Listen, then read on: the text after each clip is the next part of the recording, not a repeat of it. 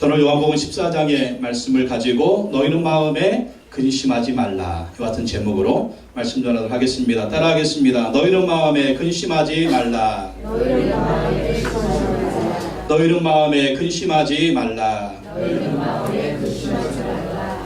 우리는 세상을 살아가면서 근심 걱정이 너무 많습니다. 걱정 없는 사람이 없고 근심이 없는 사람이 없습니다. 근데 우리 인생을 딱 뒤돌아보면 걱정한 대로 된 것이 없고 근심한 대로 된 것이 별로 없다라는 거예요. 그렇게 근심하고 그렇게 걱정했는데 다 뒤돌아보면 별로 그렇게 근심 걱정한 대로 된 것이 없고 또 때로는 우리가 원하는 대로 된 것도 없고 딱 돌아보면 어떻게 됐느냐? 하나님의 뜻대로 된 줄로 믿습니다. 하나님의 뜻대로 되고 하나님의 뜻대로 됐어요. 그래서 우리가 이 근심 걱정하면서 너무 스트레스를 받으면 안 됩니다.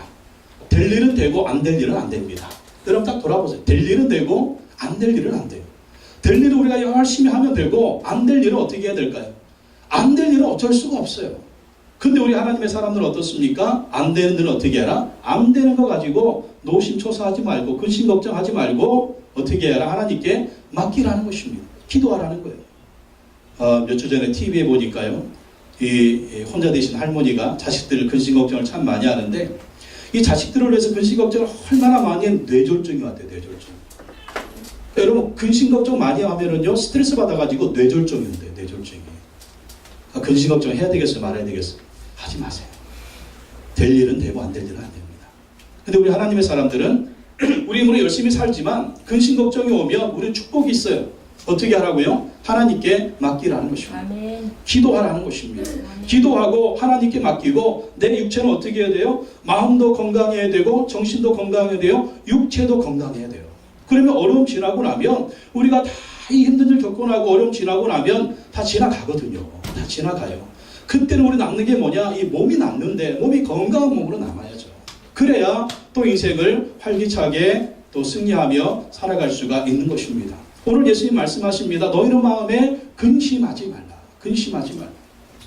아니 어떻게 우리가 근심하지 않을 수가 있어? 우리가 어떻게 걱정하지 않을 수? 날마다 눈만 뜨면 막 근심 걱정이 많은데 근데 오늘 예수님은 너희는 마음에 근심하지 말라고 얘기하십니다.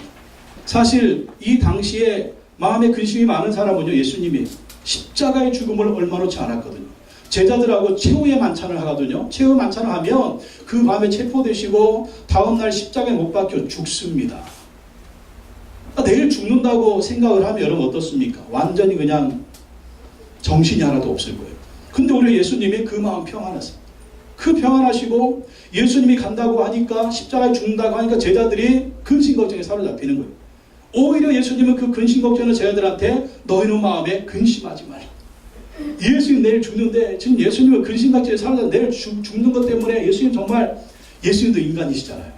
겟세마네 동산에 가서 예수님 기도하셔서 할 수만 있으면 이 잔을 내게서 옮겨달라고 죽음의 잔을 그렇게 기도하실 정도로 예수님 그 십자가의 죽음이 두려웠습니다.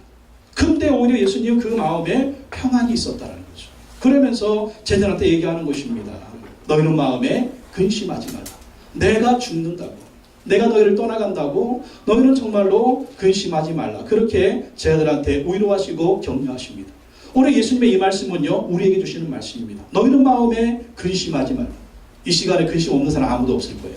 걱정 없는 사람 아무도 없을 거예요. 다 있을 것입니다. 근데 오늘 예수님이 말씀하세요. 너희는 마음에 근심하지 말라. 이게 뭘까요? 예수님의 명령입니다. 너희는 마음에 근심하지 말라. 근심하는 사람, 명령 어기는 사람입니다. 걱정하는 사람, 불순종하는 사람입니다. 그럼 우리가 어떻게 마음에 근심하지 않고 살 수가 있겠는가? 오늘 그 비결을 예수님이 몇 가지 말씀하십니다. 첫 번째, 하나님을 믿고 예수님을 믿으라는 것입니다. 따라합시다. 하나님을 믿어라. 예수님을 믿어라. 요한복음 14장 1절 말씀 보십시오. 읽어보겠습니다. 시작. 너희는 마음에 하나님을 믿으니 또 나를 믿으라. 여러분 우리가 왜 근심 걱정합니까? 믿을 구석이 없는 거예요.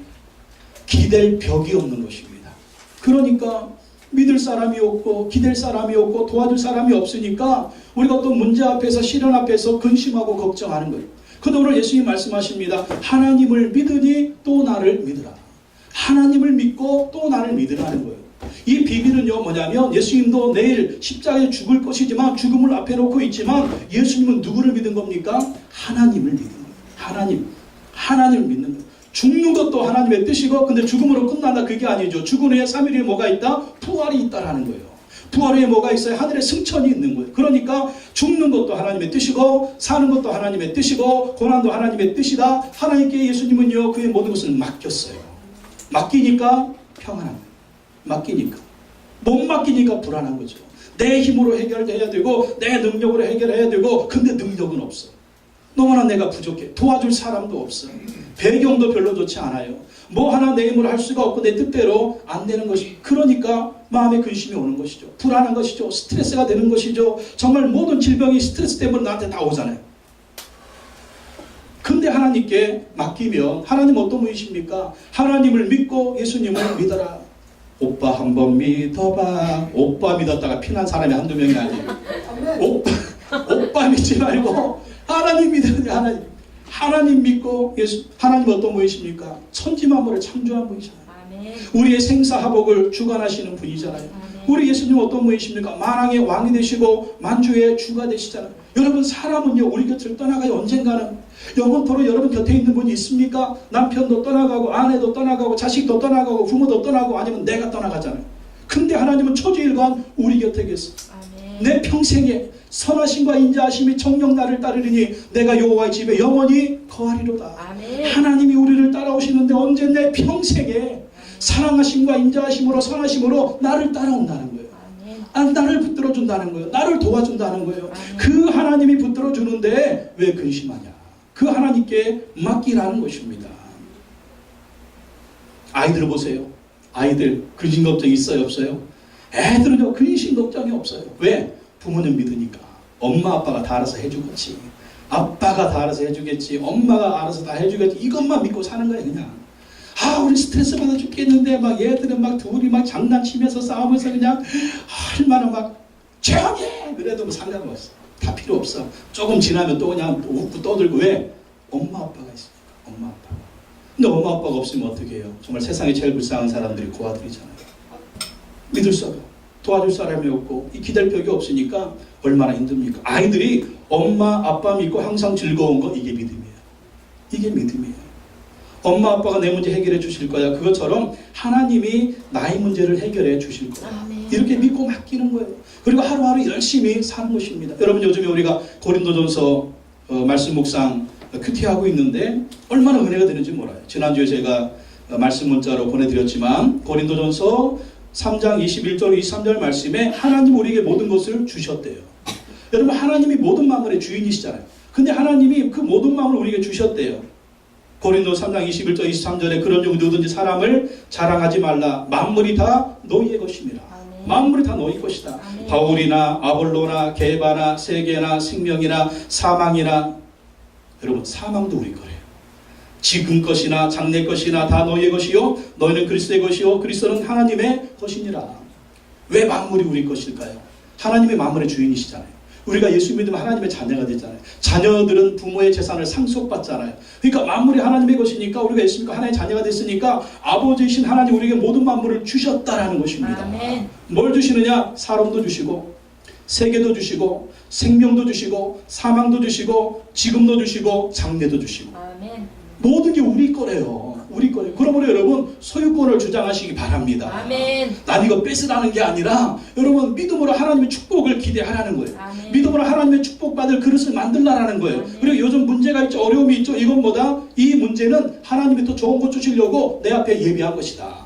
믿음으로 취하고 믿음으로 이기라는 거예요. 아멘. 하나님 나의 인생을 축복해 주신다. 따라합시다. 내 인생을 축복해 주신다.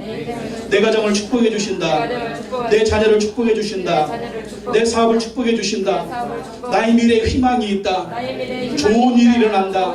하나님이 반드시 축복을 주신다. 하나님 반드시 축복을 주신다. 아멘. 이게 하나님이 주신 만물을 믿음으로 취하는 거라니까요. 아멘. 믿음으로 취하는 거예요. 믿음으로 취하시라고. 믿음으로. 아멘. 믿음으로 취하면 하나님이 주셨다는데 하나님이 우리 거라는데 왜 그것을 소유권을 주장하지 않습니까? 왜 구하지 않습니까? 왜 믿지 않습니까? 믿지 않고 그냥 방구석에 들어 앉아가지고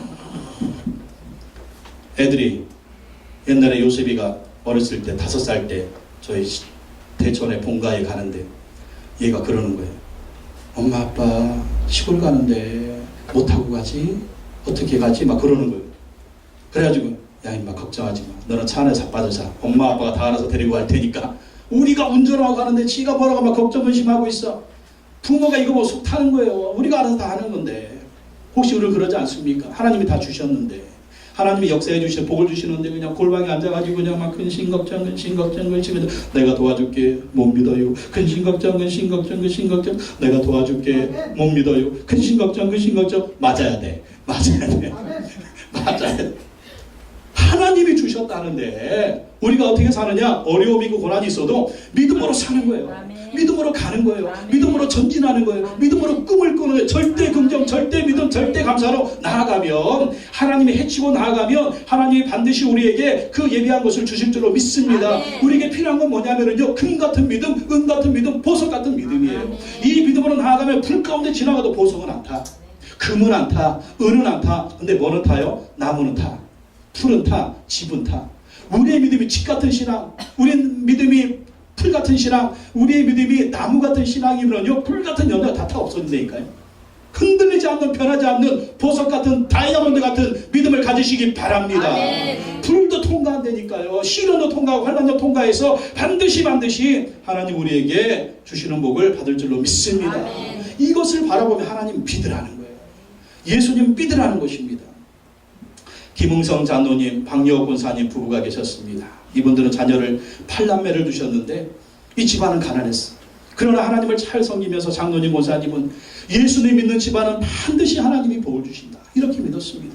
우리 가족이 비록 가난하지만, 우리 아이들은 8남매지만, 정말 먹고 살기 힘들지만 우리가 하나님을 잘 섬기면 반드시 하나님 우리에게 복을 주시고 자녀들에게 복 주신다. 이렇게 믿었습니다. 그래서 장로님, 권사님 늘 새벽기도 나와가지고 새벽에 기도하고, 새벽기도 갔다 오면 자녀들 깨워가지고 새벽 6시에 8남매 깨워가지고 새벽 예배, 가정 예배를 드렸다고 합니다.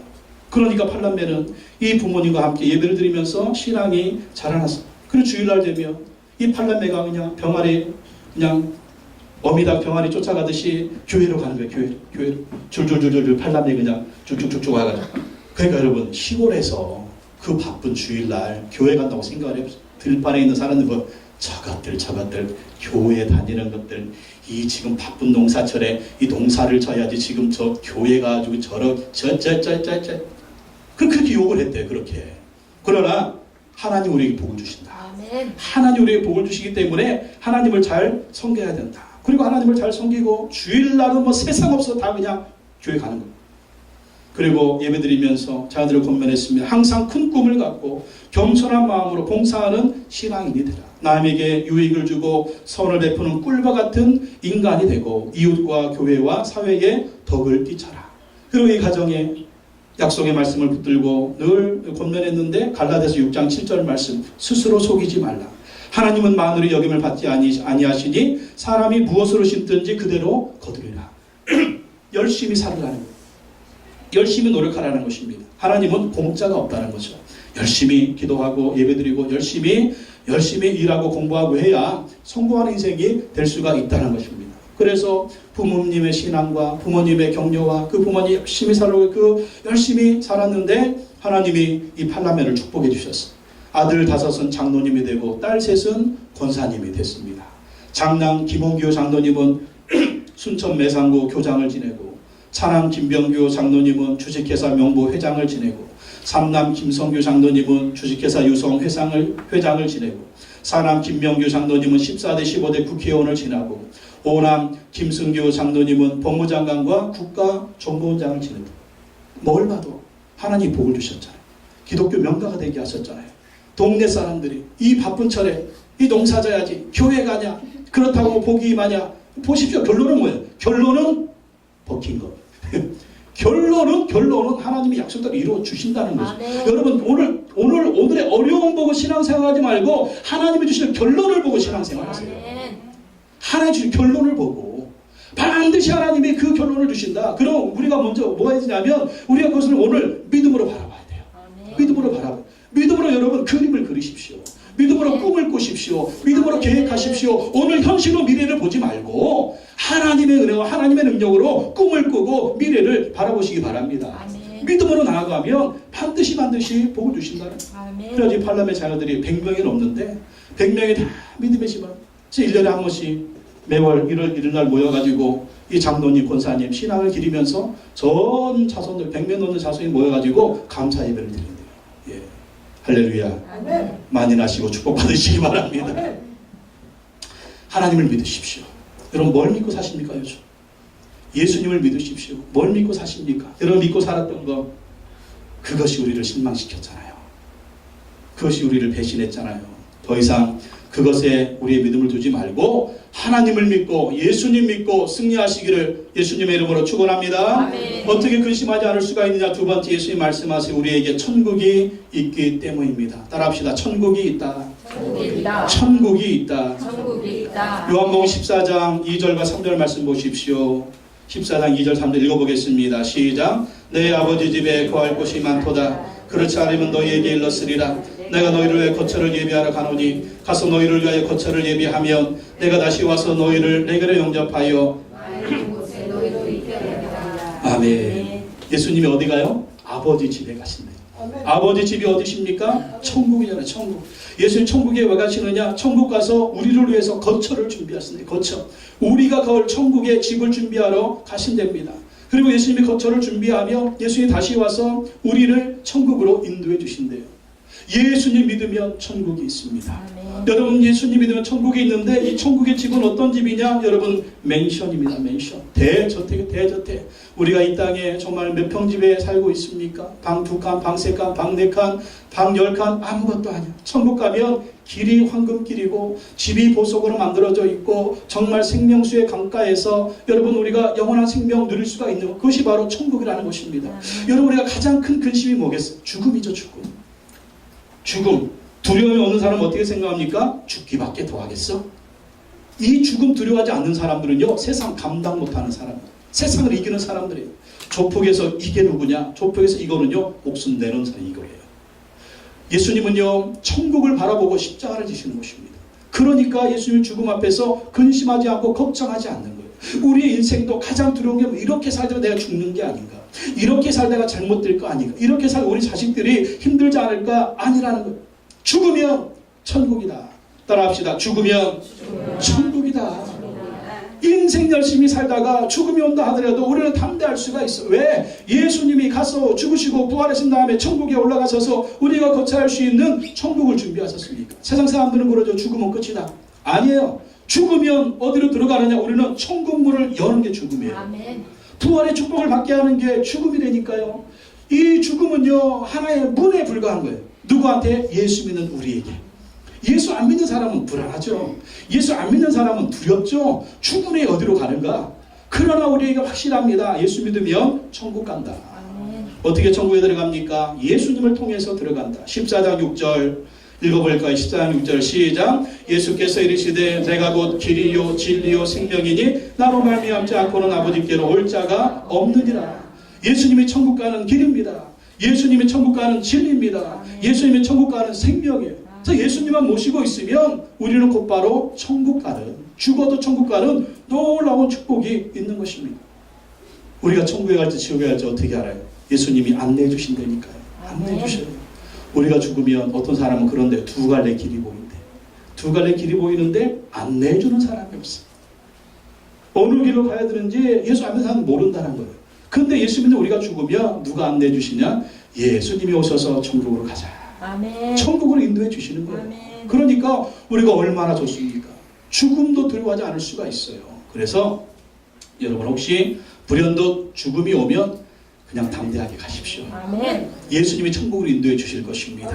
예수님이 천국으로 인도해 주실 거예요. 그 천국에서 영원히 살게 될 줄로 믿습니다. 아멘. 또한 세 번째 우리가 어떻게 근심하지 않을 수가 있느냐? 기도의 응답을 약속하시는 기도의 응답. 요한복음 14장 12절로 14절 말씀 읽어보겠습니다. 12절 14절 시작. 내가 진실로 진실로 너희에게 이르노니 큰 일도 하리니 이는 내가 아버지께로 함이라. 너희가 내 이름으로 무엇을 구하든지 내가 행하리니 이는 아버지로 하여금 아들로 말미암아 영광을 받으시게 하려 함이라.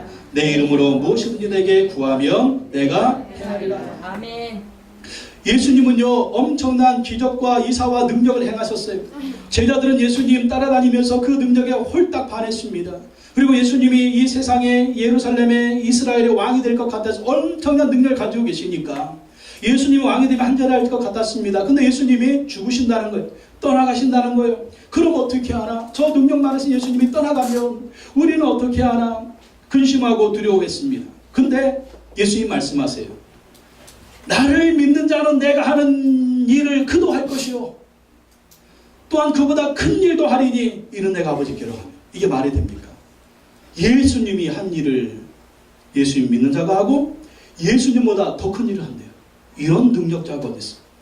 어떻게 하면 13절 너희가 내 이름으로 무엇을 구하든지 내가 행하리니 이런 아버지로 하여금 아들로 말미암아 영광을 받으시게 하려 함이라. 내 이름으로 무엇이든지 내게 구하면 내가 행하리라. 예수님과 같이 너희들도 능력 있는 삶을 살 수가 있다라는 것. 어떻게 하면? 기도하며. 아멘. 어떻게 하면? 기도하며. 아멘. 기도하라는 거예요. 예수님도요 기도하셨잖아요. 하나님께 기도하셨잖아요. 늘 기도하면서 하나님의 능력을 공급받지 않았습니까? 그 능력을 공급받아서 예수님이 능력을 행하시고 기적을 행하고 이적을 행한 거예요. 우리도 예수님 같은 능력, 아니 예수님보다 더 큰 일을 할 수 있다. 이게 말이나 됩니까? 그렇게 할 수 있대요. 아멘. 그러니까 근심하지 말고 걱정하지 말라. 근심하지 말고 걱정하지 말고 뭐 해라? 기도하라는 거예요. 기도하라. 아멘. 근심이 올 때마다 기도하고 걱정이 올 때마다 기도하고 두려움이 올 때마다 기도하라는 거예요. 그러면 너희는 다 능력자가 된다. 아멘. 빈종국이만 능력자가 아닙니다. 우리도 능력자가 될 수가 아멘. 있다니까요. 기도하는 능력자. 왜? 누가 행하니까 예수님이 그렇게 행하신 거예요. 아멘. 예수님이 그렇게 도와줄 것이다 라는 것입니다. 아멘. 감리교 신학대학 한국교회사 교수 이덕주 목사님이 계십니다. 이덕주 목사님. 이 어머니가 35세 혼자가 되어서 3남매를 혼자 키우게 됐습니다. 어머니는 3남매 키우는 것이 너무나 힘들었습니다. 그 옛날에 혼자 3남매를 키우는 게 쉬운 일이 아니죠. 그래서 이덕주 목사님이 초등학교 4학년 때 아침 식사를 하고 가족 예배를 드리면서 이 어머니가 3남매를 불러놓고 이렇게 말을 했답니다. 잘 들어라. 오늘부터 너희는 내 자식이 아니다. 내 힘으로 너희 3남매를 키울 수가 없구나. 그래서 어제 저녁 예배당에서 기도하면서 하나님께 바치기로 작정했다. 그러니 지금 이 순간부터 너희는 내 자식이 아니라 하나님의 자식이다. 내 자식이 아니라 하나님의 자식이라. 그런 줄 알아라. 그러면서 어머니는 이 3남매 키우기 위해서 열심히 식모도 하고 화장품 외판원도 하고 안 해본 일이 없어. 근데 인간의 힘으로 어떻게 할 수가 없으니까 이 3남매를 하나님께로 바치기로 작정하고 하나님께 열심히 기도를 했습니다. 그리고 어머니는요 말한 대로 행하는 거예요. 그래서 생활이 나아진 거 아닙니다. 생활이 풍족해진 게 절대 아니었어요. 여전히 가난했습니다. 여전히 힘들었습니다. 여전히 고통스러웠습니다. 근데 이제는 역경을 대체해 나가는 방법이 바뀌었어요. 어떻게 바뀌었나요? 전에는 쌀이 떨어지면 이 집 저 집 쌀 꾸러 다녔어요. 돈 좀 빌려주세요. 쌀 좀 빌려주세요. 그러고 다녔는데 이제는 쌀 떨어지면 예배당에 가는 겁니다. 예배당에 가서 하나님 쌀 떨어져서 당신 자식들이 굶게 되었습니다. 어떻게 하실 것입니까? 하나님 당신 자식들이 굶게 됐다니까요. 하나님 당신 자식들 먹여 살려주세요. 그렇게 하나님께 부르짖고 기도한 거예요. 그러면 기적이 일어나는 거예요. 새벽에 집 앞에 쌀 봉지가 있든지 아니면 누군가가 돈 봉투를 놓고 가는 거예요. 그래서 이 3남매는요 늘 그렇게 하늘 만나를 먹으면서 자랐다는 것입니다. 그렇다고 어머니가 일을 안 했겠습니까? 또 열심히 일하면서 3남매를 키웠겠죠. 이덕주 목사님이 중학교 1학년 때 골수염이라는 병에 걸렸습니다. 골수염. 이 목사님의 소개로 이웃교회 장로님이 운영하는 병원에 가서 진찰을 받았는데 장로님이 얘기합니다. 이 병은요 완치가 어려운 병입니다. 서울에 큰 병원으로 데리고 가세요. 그러자 어머니는 아 왜요? 장로님은 고치실 수 없나요? 병명을 아셨으면 치료하실 수가 있잖아요. 장로님이 고쳐주세요. 그러자 장로님이 얘기합니다. 제 아들도 이 병으로 5년째 고생하고 있어요. 제 아들도 못 고치는 마당에 어떻게 남의 자식을 고칠 수 있겠습니까? 제가 아는 서울대학병원의 의사한테 소개장을 써줄 테니까 서울대학병원으로 가보세요. 그러자 어머니는 또 장로님을 붙들고 늘어지는 겁니다. 장로님, 얘는요 하나님께 바친 애거든요. 그래서 죽을 애라면 서울이 아니라 미국 가서 수술해도 죽고요. 살 아이라면 여기서 수술해도 살아요. 그러니 여기서 그냥 치료해 주세요. 어머니가 얼마나 믿음이 좋은지 하나님 자식이라고 아주 그냥 막 장로님을 붙들고 늘어진 겁니다. 장로님이 얘기합니다. 저는 책임 안 집니다. 이 병은 완치가 불가능해요. 다리를 잘라야 할지도 몰라요. 난 정말 자신 없어요. 장로님이 막 그러더랍니다. 그 얘기 듣고 중학교 1학년의 이덕주 학생이 얼마나 불안했겠습니까? 어머니가 나를 버렸나 보다. 나는 여기서 다리 병신 되나 보다. 얼마나 불안했겠. 그래가지고 하나님께 기도했답니다. 하나님, 저 다리 병신만 되지 않게 해주시면 하나님의 종이 되겠습니다. 다리 병신만 되지 않게 해주시면 하나님의 종이 되겠습니다. 그래 기도했대요. 근데 기적이 일어났어요. 이 수술이요 성공적으로 끝난 거예요. 성공적으로 끝나서 다리가 멀쩡하게 됐습니다. 그래서 군대도 다녀오고 나중에 신학교를 나와서 목사가 되고 대학 교수가 됐어요. 그게 뭐냐? 어머니의 기도도 어머니가 넌 내 자식이 아니야. 하나님 자식이다. 그렇게 하나님께 맡기고 하나님께 올려드렸더니 하나님이 이 자식을 키워주시고 대학 교수가 되게 하시고 목사가 되게 하셔서 이 모든 것이 어머니의 기도 덕분이라. 여러분 귀한 자식들, 넌 내 자식이 아니야. 하나님 자식이야. 하나님께 맡기시기 바랍니다. 사업도 마찬가지예요. 하나님, 이 사업 내 사업이 아닙니다. 하나님의 사업장입니다. 하나님 맡으시고 하나님 복을 주십시오. 하나님 사용하여 주십시오. 하나님 일하여 주십시오. 그러면 하나님이 여러분의 인생도 책임져 주시고 여러분의 자녀도 책임져 주시고 여러분의 가정도 책임져 주시고 여러분의 사업도 책임져 주시고 반드시 승리를 주실 줄로 믿습니다. 또 네 번째, 우리가 어떻게 근심하지 않을 수가 있습니까? 성령님이 우리를 도와주시기 때문입니다. 성령님이 우리를 도와주신다. 요한복음 14장 16절에 18절 말씀 보십시오. 요한복음 14장 16절에 18절 한번 읽어보겠습니다. 시작. 내가 아버지께 구하겠으니 그가 또 다른 보혜사를 너희에게 주사 영원토록 너희와 함께 있게 하리니 그는 진리의 영이라. 세상 능히 그를 받지 못하나니 이는 그를 보지도 못하고 알지도 못함이라. 그러나 너희는 그를 아나니 그는 너희와 함께 거하시며 또 너희 속에 계시겠습니다. 내가 너희를 그와 같이 버려두지 아니하고 너희에게로 오리라. 예수님이 하나님께로 가시면 하나님이 또 어떻게 하신다고요? 내가 아버지께 구하겠으니 그가 또 다른 보혜사를 너희에게 주시고 영원토록 너희와 함께 있게 하겠다. 또 다른 보혜사래요. 그 또 다른 보혜사가 있으면 처음 보혜사가 있잖아요. 그 처음 보혜사는 누구예요? 처음 보혜사는 예수님이 처음 보혜사라는 거예요. 그러니까 예수님과 같은 보혜사 성령님을 또 하나님이 예수님이 보내주신다는 거예요. 이 보혜사는 우리를 도와주시는 거예요. 우리를 도와주시는 거예요. 예수님은 보혜사로서 우리를 어떻게 도와주셨어요? 십자가에서 우리의 모든 값을 청산해 주시고 우리가 천국에 갈 수 있도록 도와주셨어요.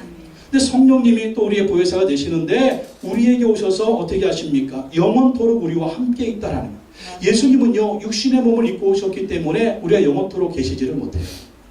영이신 성령께서 오셔야 우리와 영원히 함께 할 수가 있는 것입니다. 그러니까 예수님이 천국에 가시는 게 우리한테 유익한 거예요.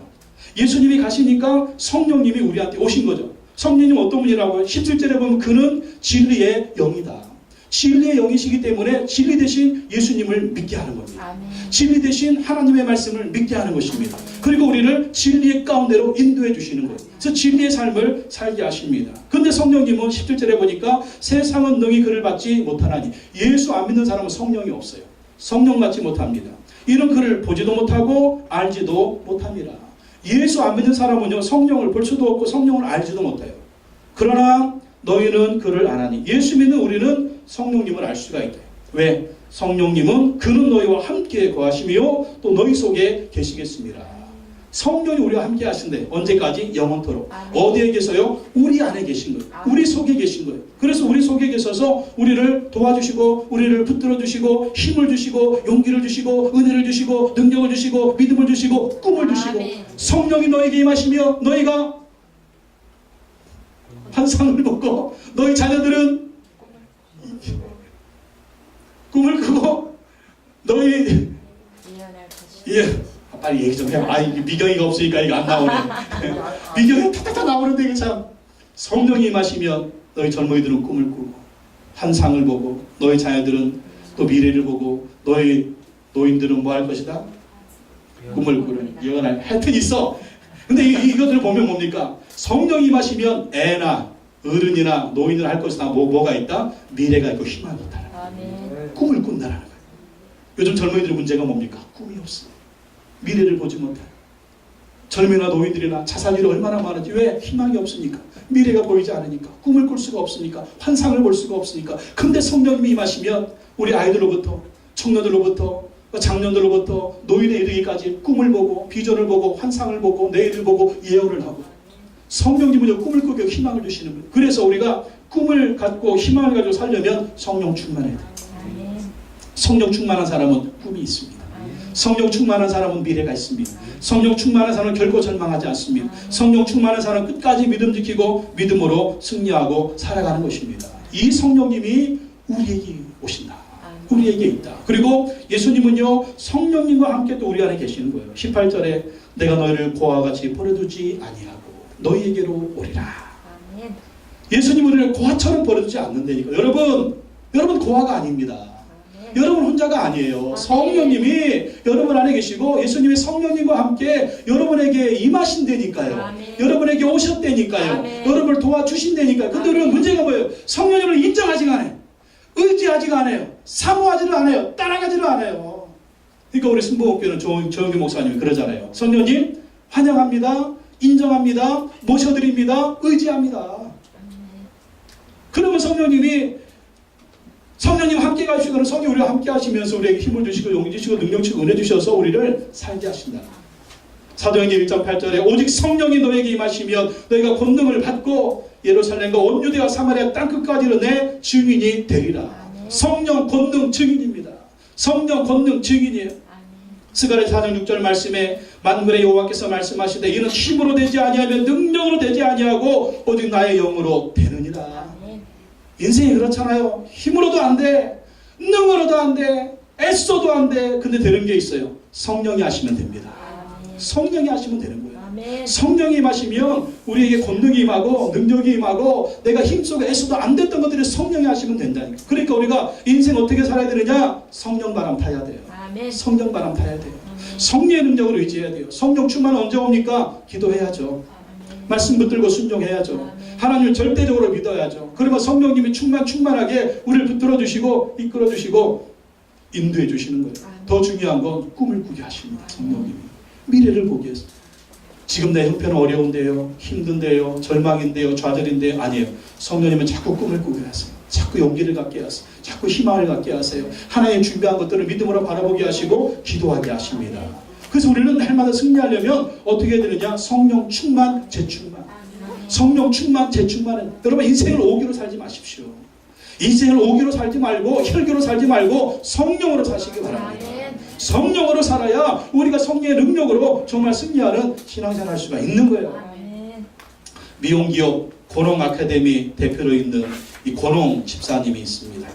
이 권홍 집사님은 현재 권홍 아카데미와 4개의 미용 아카데미를 통해서 미용학교를 운영하면서 미용사들을 훈련시키고 그렇게 또 배출을 하고 있습니다. 전국에 50여 곳의 헤어숍 가맹점을 운영하고 있습니다.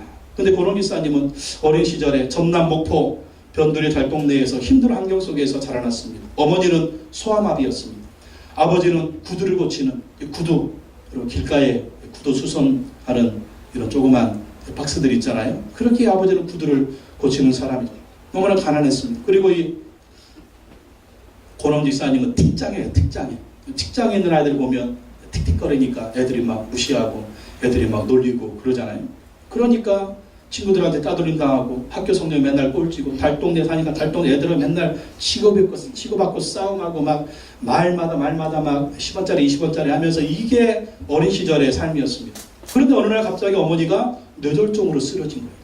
뇌졸중으로 쓰러져서 병원에 입원했는데 카톨릭 병원이었습니다. 그 어린 마음에 어머니가 쓰러지니까 얼마나 두려웠겠습니까? 카톨릭 병원에 보니까 병원에 기도실이 있습니다. 기도실에 달려가서 교회도 안 다니는데 무조건 기도했어요. 하나님 우리 엄마 살려주세요. 하나님 우리 엄마 살려주세요. 엄마만 살려주시면 교회 나갈게요. 일요일마다 교회 나가서 또 착하게 살게요. 그렇게 무조건 기도했답니다. 하나님이 그 기도를 들어주셔서 어머니가 점점 다 회복이 되고 건강을 찾게 되었다고 합니다. 그래서 하나님과 약속을 지키기 위해서 목포 제일교회를 다니기 시작했습니다. 목포 제일교회 나가니까 새로운 세상이었습니다. 애들이 얼마나 양반인지, 애들이 얼마나 젠틀한지, 말하는 것이나 행동하는 것이 너무나 좋아. 달동네 애들하고는 질이 틀리더래요. 아, 교회 다니는 애들이 이래서 좋구나. 그래가지고 정말 좋은 친구들을 사귀게 되었다고 합니다. 이 가정의 형편 때문에 대학을 갈 수가 없었습니다. 그러자 형님이 너 한번 미용기술 한번 배워봐라. 미용기술. 미용 기술을 배워서 전문직으로 일을 하면 돈도 벌고 좋지 않겠느냐. 근데 그 옛날에는 미용을 여자분들만 했지 남자들은 별로 안 했잖아요. 근데 형이 하라고 해서 미용학교를 다녔답니다. 미용학교를 다녔는데 그러가서 취직을 했는데 커트를 2번을 했는데 다 완전히 쥐파먹어처럼 만들어요. 쥐파먹은 것처럼. 쥐파먹어처럼 만들어놔가지고 미용실에 쫓겨났는데 안 되겠다. 이 미용을 더 배워가지고 이 전문인이 돼야지. 그래가지고 일본에 유학을 갔다는 거예요. 일본에 유학을 가서 이 일본말을 배워도 잘 안 되더랍니다. 밤에는 야매하면서 또 이 돈을 벌어야 되니까. 근데 하나님이 또 자기한테 눈치코치의 은사. 말은 안 돼도 눈치코치의 은사를 주셔가지고 일본 미용학교에서 공부하고 또 이제 밤에는 야매하면서 이 미용을 깎아주니까 그냥 학비가 다 마련되고 그냥 충분한 학비가 됐대요. 그러고 나서 또 이제 영국에 간 겁니다. 영국에 가니까 영국은 또 비달사순. 제가 영국에 있을 때 보니까 미용하는 분들이 비달사순 많이 또 토니앤가이. 비달사순이 뭔지는 모르겠지만 하여간 비달사순 그렇게 해가지고 오는 그 미용하는 분들이 많더라고요. 그러니까 이 형제도 그렇게 간 거예요. 그래가지고 학원에 그 미용학교에 다니고 또 친구가 공부하고 끝나고 귀국하니까 자기가 운영하던 미용실을 네가 한번 맡아서 해봐라. 그래가지고 또 그렇게 하나님이 인도해 주셔가지고 돈이 또 부족함이 없이 미용학교에서 공부를 하게 됐습니다. 근데 또 영어를 또 못하는 거라. 영어를 하도 못하니까 담당 교수가 그만 다니라고 나오지 말라고 그랬답니다. 근데 또 어떤 은사? 눈치코치의 은사. 눈치코치로 막 이렇게 보니까 이게 또 그렇게만 했다는 거예요. 교회 청년회 회장을 하면서 한인교회, 한빛교회라고 있는데 제가 있을 때도 한빛교회가 제일 큰 한인교회였습니다. 한빛교회 청년회 회장을 하면서 열심히 또 신앙생활하고 공부를 했답니다. 근데 하루는 이 미용실에 그 교회 장로님이 오셨대요. 장로님이 오셔서 머리를 깎으면서 하는 말이 기흥아, 너 회개해야 되겠다. 내가 보니 내 눈에 힘이 너무 많이 들어가 있어. 회개해야 돼. 네 죄를 좀 회개해. 회개는 성령님이 이끌어 주셔야 돼. 성령님 의지해라. 성령님이 너를 회개하게 하시고 너를 새롭게 해주실 거야. 그래서 새벽마다 그냥 기도했대요. 성령 하나님 회개할 수 있도록 도와주세요. 성령 하나님 회개할 수 있도록 도와주세요. 그래서 생각나는 모든 죄를 회개하고 성령님께 생각나는 죄를 회개해달라고 도와주면서 회개 기도를 했답니다. 그런데 어느 날 새벽에 성령불이 임한 거예요. 성령의 불이 임하니까 하나님 앞에서 막 이 기도밖에 안 나오더랍니다. 주님 용서해 주세요. 제가 죄인입니다. 주님 용서해 주세요. 제가 죄인입니다. 하나님 앞에서 눈물포를 흘리면서 울면서 회개하면서 기도했습니다. 그리고 차를 운전하고 학교를 가는데 그냥 울면서 학교를 갔대. 얼마나 이 눈물이 나고 회개 기도가 나오는지.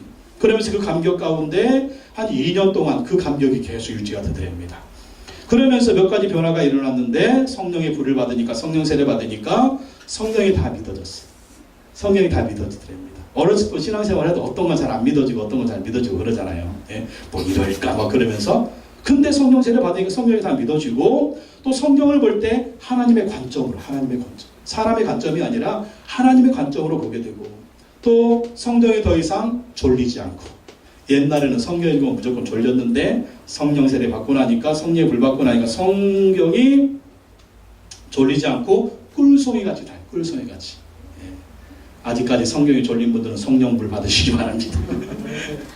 잠잘 때 수면제를 읽으시는 분들 성경 세례 받으셔야 돼요.